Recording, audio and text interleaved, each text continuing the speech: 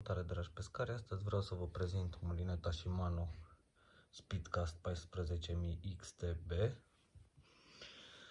o mulinetă din gama Shimano cu tambur de 14000, cu reducții la acesta, cele de la Shimano de 10.000 și 3500.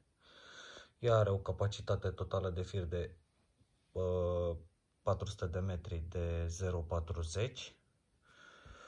Tamburul este din aluminiu. Mulineta are în total 640 de grame, deci o mulinetă ușoară.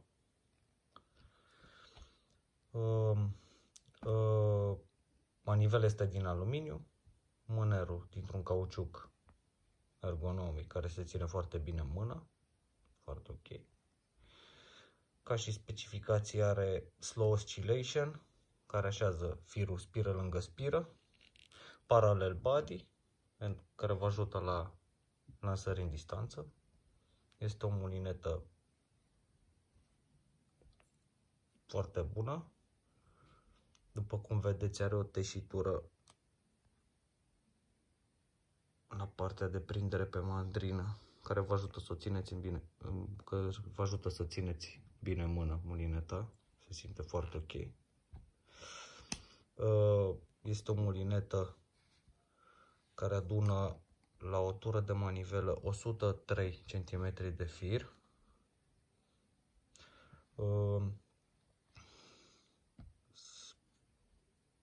Este o mulinetă, ce vreau să vă spun eu, că este o mulinetă care este foarte fină. Vreau să vă arăt, dar nu prea pot cu o mână. Deci se vede foarte silențioasă, totul nu are joc, se simte foarte bine.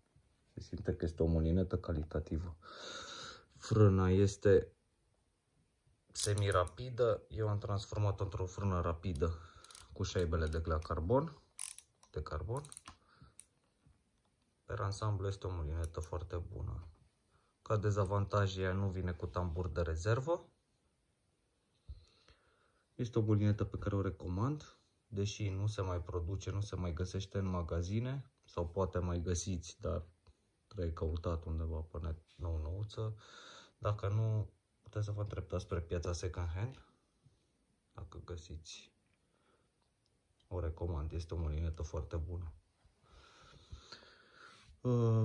O să revin cu un review la Ultegra XTD.